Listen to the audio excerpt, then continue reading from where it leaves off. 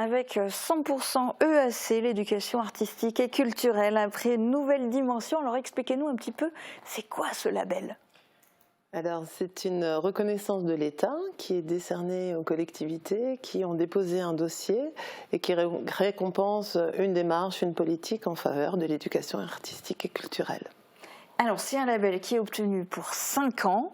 100% EAC, ça se traduit comment à Sarreguemines ? Alors, avec beaucoup d'actions qui sont menées au sein à la fois des écoles, mais pas que, sur le domaine hors temps scolaire, ce qu'on appelle le hors temps scolaire. Et ce sont des projets qui impliquent les enfants dans une démarche de connaissance, mais aussi de pratique artistique avec des artistes sur le territoire. Et ces projets sont menés en lien avec la ville et sont présentés au public qui souhaite s'impliquer dans cette démarche et sont coordonnés par le service et par Diana Hoffmann en particulier qui occupe 50% de son temps au sein de la mairie en faveur de l'éducation artistique et culturelle. Et je suis sûre qu'il en faudrait plus. Diana Hoffmann, est-ce qu'on peut citer un peu quelques exemples de concrétisation dans le cadre de 100% EAC à Sarreguemines ? Nous avons mené des projets, je reviens sur un projet qui était très parlant l'année dernière, c'est un projet avec les Whipper Circus, donc mon premier concert rock en fait sur scène. Et on a des images en plus, les enfants qui se sont retrouvés sur scène avec eux. Ouais. C'était très émouvant et c'était très drôle parce que vraiment on voyait que les enfants avaient participé en écrivant les chansons, en faisant des premières parties de concert et la salle était pleine, la salle était en folie comme dans un vrai concert rock et c'était vraiment une belle rencontre avec ce groupe, entre les enfants et le groupe. Alors dans le lot de tout ce qui est organisé, il y a des événements ponctuels comme ça, il y a des choses qui sont sur du plus long terme, ce qu'on appelle les fameuses résidences d'artistes. Alors les gens ont parfois du mal à comprendre, qu'est-ce que ça veut dire un artiste qui vient en résidence ? Alors c'est vraiment ça, c'est dans la ligne politique culturelle de la collectivité de se dire que nous avons besoin des artistes sur notre territoire. Donc c'est simplement proposer à ces artistes soit d'être là pour créer quelque chose, eux-mêmes font une création propre et en même temps vont rencontrer le plus possible de public pour mener à la fois des actions ponctuelles mais un peu plus longues de création. Ça peut être effectivement avec les enfants, mais pas que. Il y a eu des résidences d'artistes qui ont été menées autour des langues. Il y en a, moi je pense qu'on va en parler plus précisément, qui sont axés plus sur la création picturale, sur l'illustration, sur l'écriture. Donc cette année, nous avons 3 grands projets autour de 3 artistes qui sont Inki, qui est donc une illustratrice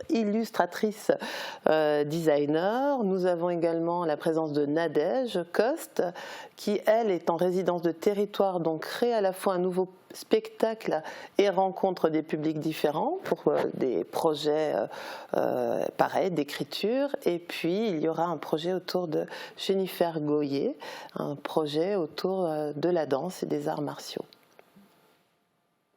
Okay. Diana veut compléter, ouais. Parce que je pense que c'était ça, ce petit regard. Oui, en fait, le principe de la résidence, c'est vraiment d'être sur une durée, alors plus ou moins longue. Jennifer Goyer, la compagnie Corps In Situ, qui viendront donc en juin. Ils seront là, grosso modo, une dizaine de jours, de manière, les lundis soirs, les jeudis, pour travailler avec les enfants, différents types de publics. Et puis, il y aura un spectacle à la clé, donc c'est tout un processus. Nadège Coste est là bien plus longtemps, elle a déjà démarré en fin d'année dernière, elle sera là jusqu'à l'automne, et elle clôturera quelque part cette résidence avec la présentation de sa nouvelle création, qui est une pièce qui s'appelle Traverser la cendre, avec la comédienne Laetitia Pitts.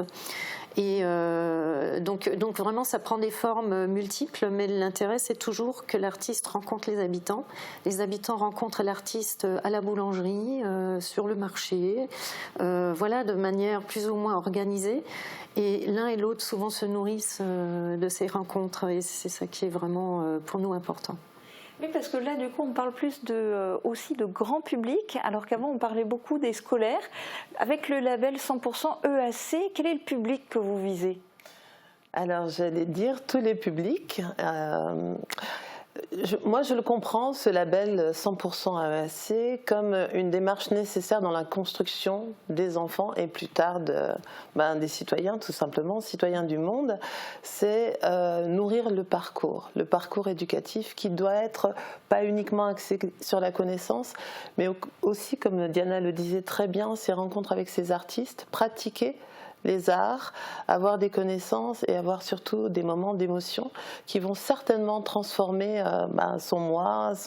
Et donc c'est quelque chose, je pense, de primordial. Et on l'oublie quelquefois parce que dans notre monde axé sur des choses plus pragmatiques, on oublie que cette part artistique, cette partie créative fait partie de la construction de chacun. Et oui, j'aime bien de pouvoir se dire je n'aime pas, en fait. D'autoriser un enfant, puis un ado, puis peu importe, un adulte à dire je n'aime pas, ou je ne suis pas d'accord, ou ça passe aussi par ces rencontres, ces expériences-là. C'est vraiment développer l'esprit critique. C'est ça, vraiment développer un esprit critique et puis ouvrir le regard sur des esthétiques différentes. Il n'y a pas que la musique, il n'y a pas que la peinture, il y a plein d'autres choses et d'autres formes. Et c'est aussi un objectif de faire découvrir des esthétiques nouvelles. Oui, puis justement, d'après les exemples que vous citez, donc toutes les disciplines artistiques sont concernées. Tout à fait, on va avoir des artistes différents, des projets différents, et puis on s'interroge déjà pour l'année prochaine des projets qui peut-être aussi font parler le territoire. Quelles sont les spécificités de notre territoire? Qu'est-ce qu'on a envie de mettre en avant, etc. Donc oui, il y a une vraie réflexion approfondie. Et le 100% EAC veut dire le plus d'enfants possible, mais pas que. Et nous avons 5 ans pour répondre. Alors il y a un cahier des charges avec des objectifs très précis pour répondre à cette envie de toucher le plus de monde possible. Alors en sachant aussi que tout ça, et la plupart des exemples que vous avez cités d'ailleurs, c'est pas quelque chose qui a commencé une fois que vous avez obtenu le label 100% EAC. Il y avait déjà énormément de choses qui étaient faites avant, y compris les résidences d'artistes d'ailleurs. Est-ce que du coup le fait d'avoir obtenu le label 100% EAC, est-ce que c'est assorti d'un gros chèque? Est-ce qu'il y a des financements qui vont avec pour répondre au cahier des charges? Alors très concrètement, il y a une subvention de l'ANRAC, tout à fait, qui est essentiellement axée sur les résidences d'artistes. Et puis la ville a aussi une ligne budgétaire dédiée à l'éducation artistique et culturelle. Est-ce que c'est un gros chèque? C'est raisonnable, on va dire. On pourrait avoir encore plus, mais c'est déjà bien. Donc a priori c'est déjà pas mal. Ouais.